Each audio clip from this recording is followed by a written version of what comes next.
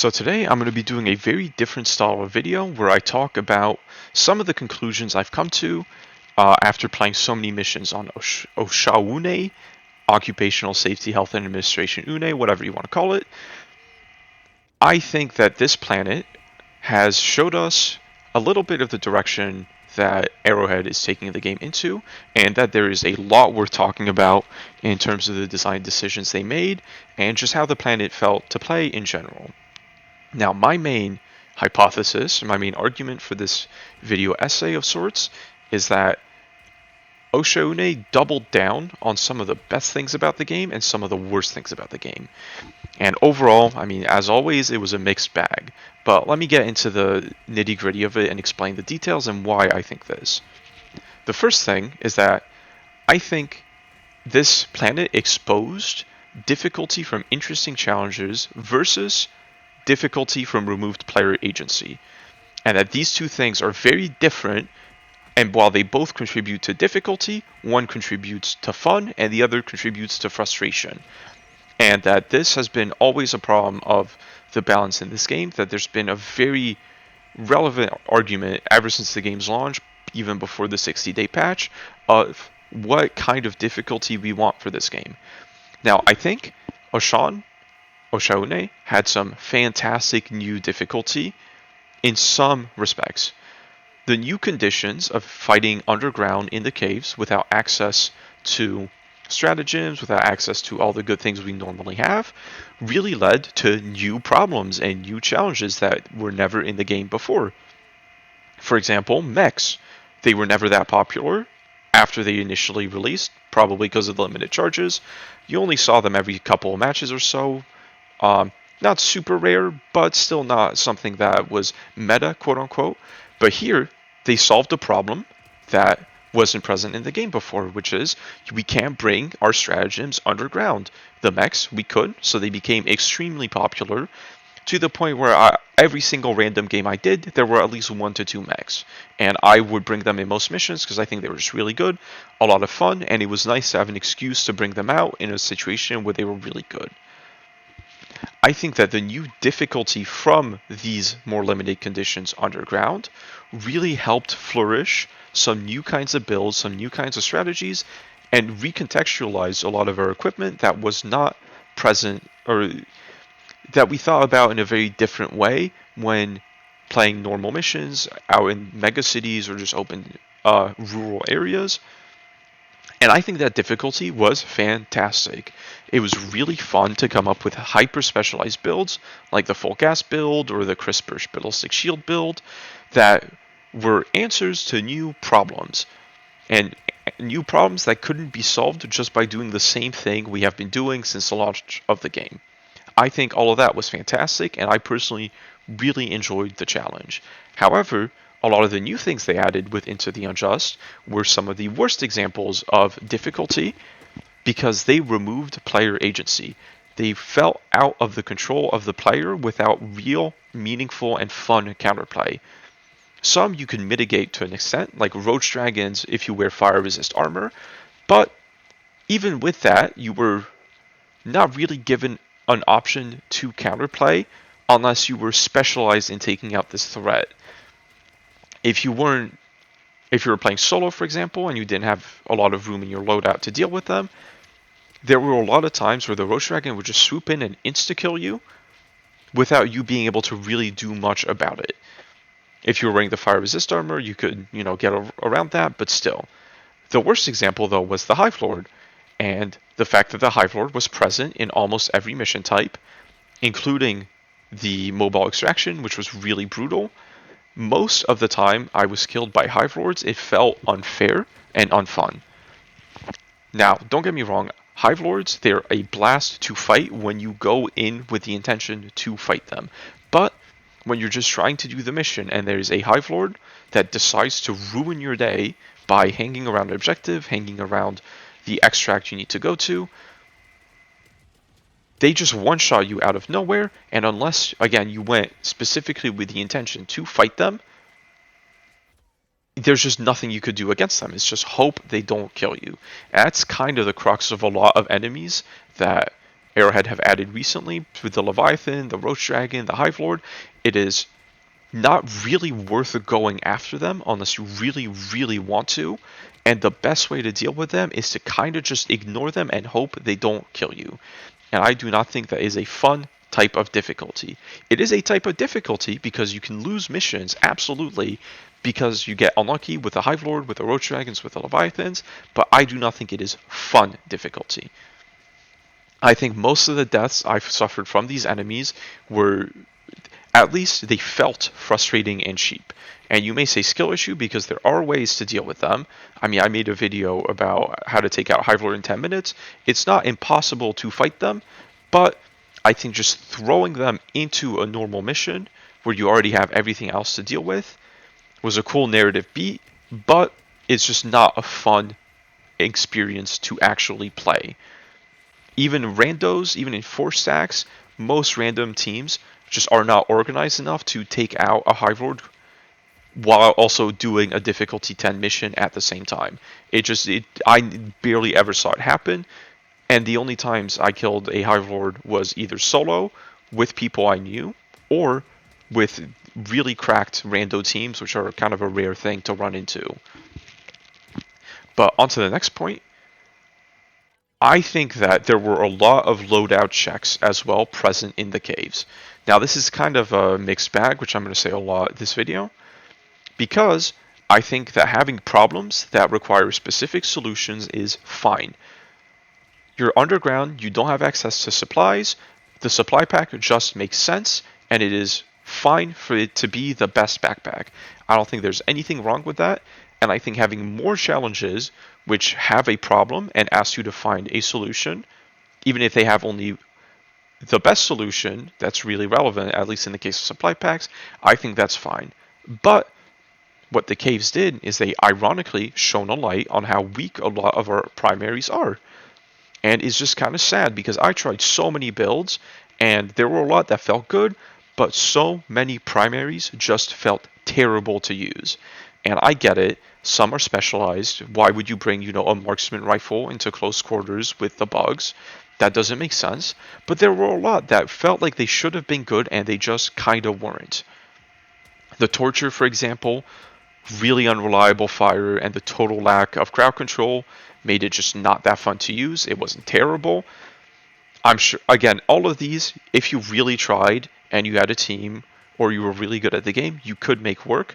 But my point is that I think they felt worse than they should have because they were not balanced in a way that made them fun. That's like I used the Pummeler in my Ballistic Shield video, and it felt better than it used to, but it still felt pretty bad because it's just not a very high damage weapon, and stun is just unreliable. And I think that's a lot of, at least the problems with the status effect weapons, is that status effects feel unreliable, so that's their particular issue. But there are a lot of weapons that just statistically were not that great. Like the Breaker's a blast, but you should never use it without the supply pack because it runs out of ammo in 2 seconds. Same with the Knight. It's really fun. Does a lot of damage. It runs out of ammo without the supply pack in 2 seconds. And I don't think these makes the gun more balanced. It just makes them less fun to use. And there's a lot of examples like that, which I'm not going to go over each and every single one. I'm going to get back on topic and explain why I think this is the case. And that is because in most missions, the majority of the Helldiver power budget, quote unquote, I don't remember where I heard that, but I think it's a good term to describe it, is in stratagems. And your primary choice for missions, for 4-player missions, even with randos, even if you're not in a team, does not matter nearly as much as it should because, again, your stratagems are so strong. What does it matter if you're using a Liberator Penetrator compared to using a crossbow when the rocket sentry killed every enemy in the drop anyway? There's no difference. I think that's a flaw of game design, and one that has led to the situation we are currently in, where primaries across the board feel really bad. There's a couple exceptions that feel really good, but as we saw with the latest patch, there is still a strange kind of environment around primaries where they're kept very weak intentionally. Like, look at the Coyote. I personally don't think the Coyote was overpowered. I think it was a lot of fun. I think it was the best assault rifle. But compared to the Cookout had stagger. The Cookout had better area of effect. It was soft area of effect because it could hit multiple enemies even if it didn't do area of effect damage. The Incendiary Breaker had a way faster rate of fire and way higher single target DPS. There were a lot of trade-offs to use the Coyote, which did not make it the best weapon in the game, in my opinion. It's just that assault rifles are really popular, and this one was a fun assault rifle where most other assault rifles feel still kind of bad even after the patch. They just don't have a niche. Again, that is a different video, so I'm not going to get too into that. But the caves were special, and I think we really need to think about what our builds looked like in the caves and what was good and what was bad, because this was a situation in which your primary really, really mattered. It was what you were going to use to do most of your fighting, kill most of the enemies in the game, and there was no safety net. I mean, there was your support weapon, but most of the time, you still needed something to take out tanks, you still needed something to take out medium enemies. Your primary was still what you spent most of the game using. And I think it should open up a conversation about why so many primaries feel not that fun to use, and why we're so stingy about which ones are good and which ones are bad, compared to stratagems, where generally most of them are really good and most of them are a lot of fun, and they don't ruin the balance of the game. I don't think the Eagle Strafing Run or the Gatling Barrage is less fun because the Orbital Napalm Barrage exists, even if I think the Napalm Barrage is stronger. It's not a zero-sum game, is what I'm trying to say. Next, I'm going to try and keep this a bit shorter because I'm taking longer than I anticipated. The new mission types were fucking bangers. I really, really liked them. Old missions, a lot of them are just kind of go to a place, press a few buttons, or throw in a 500 kg, and you're done. That's it. Do your side objectives, do your outposts, and you're done. There's no real difference in between the missions, aside from the enemy constellations. When I did missions on planets outside of the cave worlds, every single time I would think about what enemy constellation is going to be in this mission, and not what the actual mission is. Because to me, there's not much difference between ICBM, because you just go to an area, you press a couple buttons, or you pick up an item or whatever, and then the mission just kind of ends. It's the same with not the black box, that one is a little different, but it's the same with a lot of different missions, where again it's just you solve it by throwing a stratagem or by typing in a couple arrows on a console, and that's it. The Hive World, on the other hand, had unique missions, like the Mobile Extraction and the Extract E711, which actually asked you to bring a specific loadout and to think about what you were doing, what role you were serving in the group, or what you needed to take care of solo. These were challenges that made everything else in the game more interesting, because we have such a big arsenal of a lot of different options, and most of them are fun and viable, but we're still never presented with unique problems. And I think that the fact that the cave world had some really unique problems for us to solve is what made it so fun. And that was partially due to the cave environment, but also partially due to the mission design. The way I would approach an egg mission with a lot of indoor underground cave eggs would be very different from how I approached the mobile extractor missions, because one, I spent a lot of time inside in close quarters. The other one, I spent a lot of time outside, where bigger threats like impalers and roach dragons are more my priority, compared to indoors, where smaller bugs and chargers are going to be more of a threat. These things make me think about my loadout differently, and they add variety, which I think is really, really important. I would really love to see all the old missions get revisited in a way like this, and just generally have a little bit more substance to them, and also to present more unique challenges. I think my favorite mission in the base game is the flag mission, because that is one of the only ones that genuinely proposes a unique challenge. It is not one that you resolve just by pressing a couple buttons or throwing a stratagem. You have to actually stand your ground and defend a location, and I think that is great, because it's different. And the more different missions and challenges we have, the more fun and interesting options and builds we will have to play. I think it's just a no-brainer, but Designing missions is difficult. I'm still hopeful for the future because I sense the effort they put into these. The Gator mission especially is really cool, but that's also partially just because I really like how the Gator looks. I think it's a really cool design. But anyway, continuing on, this is not exclusive to Ashoune, but extremely frustrating enemy designs which have not been fixed, and it's gotten worse. I think it only gets worse, pretty much. Um, There've been some fixes to that on the bot front, especially with the Rocket Striders having better weak points. Same with the War Striders getting changed a little bit, but the bugs have not really been changed in a positive way. I don't think. I could fill an entire video with this, but I'm just going to run over some of the big ones that bother me. The Alpha Commanders only spawning their minions in solos is such a nightmare. It is such an awful enemy to fight because they just spawn enemies or run away and spawn enemies from around the corner, and you're just constantly drowning in really fast, really high damage alpha warriors without even being able to fight the main guy who keeps summoning them because he keeps running away and hiding. It's a terrible enemy, and the only reason people don't hate him more is because he only works properly, quote unquote, in solos. The Impalers, quite literally everything about Impalers. The way they can insta-kill you even in heavy armor, the way they can attack you even when you killed them, multiple times sometimes, it's not even just one final thrash. I've seen the tentacles disappear and reappear a solid like 5 seconds after the Impaler was dead and attack again. The AoE ragdoll they do around the tentacle, which makes no sense, and I do not know why this would ever ragdoll you. It's just the game has enough ragdolls. We don't need more, especially when I think they're kind of unjustifiable.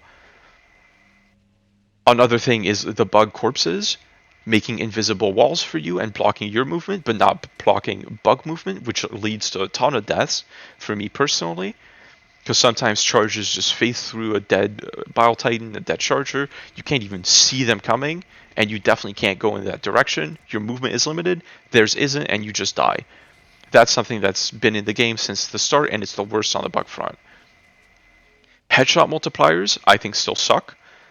They still lead to really unpredictable deaths that feel cheap and unfair through really no fault of your own, because it's I don't think there is a specific way to move or to dodge to avoid headshots, because the bug attacks are so sweeping and they're so on your ass constantly that it's just not something you can think of and like meaningfully counter. It is just sometimes a bug gets a crit, essentially an RNG crit, and they just kill you even in heavy armor, and that feels terrible. And it's by far the worst on the bugs because they do the most damage per attack. Predator hunters still do their entire combo in about half a second, which again leads to insta kills, especially with a headshot multiplier, no matter what armor you're wearing. Even though I love the Predator strain, this is such a black mark against them. I really hate this part of fighting them. Still, my favorite bug strain by far. Rupture spewers, their attacks make it impossible to see. The volley attack is just, it lags the game. It doesn't even do that much damage most of the time. It just makes the game less fun because you cannot see what you are doing. The fucked up hitboxes on the Dragon Roach and the Hive Lord, where they can insta kill you even though they visibly do not hit you, and it's not even latency because it happens to you in solos. And there's about a million more problems I could list. I'm gonna keep it brief because that's not what I want to focus on. But I think they should still be mentioned in a video, any video about the state the game is in currently. Now, I think, again, my argument is that Arrowhead doubled down on some of the best things about Helldivers, like the spectacle, the interesting challenges, the way loadouts work and how complex the enemies are, how the meta narratives, we can interact with it somewhat, how it even if you don't interact with it directly, how it changes how you play with Impaler surges and the Hive Lord Minor Order. These things are great, and I think it was so much fun to interface with all these excellent things on Ashone. My jaw dropped the first time I saw a Hive Lord, and the first time I took one down was just such a fantastic moment. You can't get that in any other game.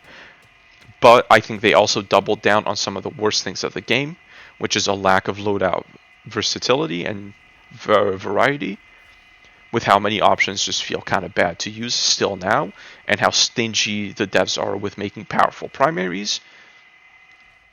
a lot of frustrating enemy designs present in new enemies as well. I mean, the Rupture Strain has been more or less fixed, but I still think Rupture Spears kind of suck just because they blind you. It's really still the messed up Roach Dragon and Hive Lord hitboxes and how they feel like an RNG stage hazard insta-kill most of the time.